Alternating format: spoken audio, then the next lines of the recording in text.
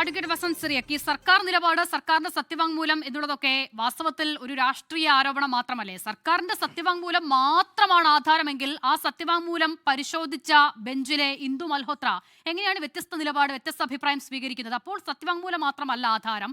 സത്യവാങ്മൂലം എന്തായാലും സുപ്രീം കോടതിക്ക് മറ്റൊരു നിലപാട് സ്വീകരിക്കാമെന്നത് ഇന്ദു മൽഹോത്രയുടെ ജഡ്ജ്മെന്റ് ഉദാഹരണവുമാണ്.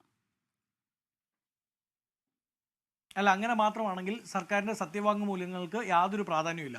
ഇപ്പൊ ഇത് തിരുത്തി കൊടുക്കുകയും വേണ്ട. ഉമ്മൻചാണ്ടി ഗവൺമെന്റ് കൊടുത്ത് തന്നെ തിരുത്തി കൊടുക്കുകയും വേണ്ട. രണ്ട് കാര്യങ്ങൾ അങ്ങ് പറഞ്ഞ് കംപ്ലീറ്റ് ചെയ്യാൻ എനിക്ക് അവസരം തരണം. ഒന്ന് ഞാൻ നേരത്തെ പറഞ്ഞു തുടങ്ങിയാണ്. അതായത് ഇത് യുവതീ പ്രവേശന വിഷയമാണ്, സ്ത്രീ പ്രവേശന വിഷയമല്ല എന്ന് ഉമ്മൻചാണ്ടി ഗവൺമെന്റ് വളരെ കൃത്യമായി പറഞ്ഞതാണ്. എന്നാൽ അത് അങ്ങനെയല്ല, ഇത് സ്ത്രീ പ്രവേശന വിഷയമാണ്. അതായത് right to equality will be attracted എന്നുള്ള രീതിയിൽ ഈ കാര്യത്തെ മറിച്ചു വെച്ചത് ഇപ്പോഴത്തെ പിണറായി വിജയൻ ഗവൺമെന്റിന്റെ അഫിഡവിറ്റാണ്. അതോടുകൂടിയാണ് ഇത് സ്ത്രീ പ്രവേശന വിഷയമാണ്, യുവതീ പ്രവേശന വിഷയമല്ല. ഞാൻ പറഞ്ഞ കാര്യം മനസ്സിലാവുന്നുണ്ടല്ലോ. അങ്ങനെയാണ് എന്ന കണക്കിന് സുപ്രീം കോടതി അങ്ങനെ ഒരു ജഡ്ജ്മെന്റിലേക്ക് പോകുന്നത്. ഇപ്പോൾ ഇടതു പ്രതിനിധി ചോദിച്ചു, എന്തിനാണ് ഈ സർക്കാർ മാപ്പ് പറയേണ്ടത്? വെറുതെ മാപ്പ് പറഞ്ഞാൽ പോരെ കേട്ടോ.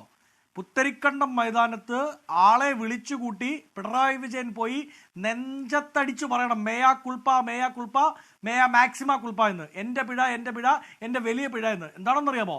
അയാൾ ഒരാളുടെ പിടിവാശി കൊണ്ട്, ഈ ഗവൺമെന്റിന്റെ പിടിവാശി കൊണ്ട്, സർവകക്ഷി യോഗം വിളിച്ച് കാര്യം ചർച്ച ചെയ്ത് മുമ്പോട്ട് പോകാൻ തീരുമാനിക്കാത്തത് കൊണ്ട് ഇടതുപക്ഷവുമായി തീവ്ര ഇടതുപക്ഷക്കാരായ, തീവ്ര ലെഫ്റ്റായ ബിന്ദു അമ്മിനെയും കനകദുർഗയും ഒക്കെ രാത്രി ഒളിച്ചു കടത്തുന്ന രീതിയിൽ ശബരിമലയിൽ കിടത്താൻ ശ്രമിച്ചത് കൊണ്ട് ബി ജെ പിക്ക് ഇവിടെ മൂന്നാമത്തെ കക്ഷിയായി വളരാനുള്ള അവസരമുണ്ടായി.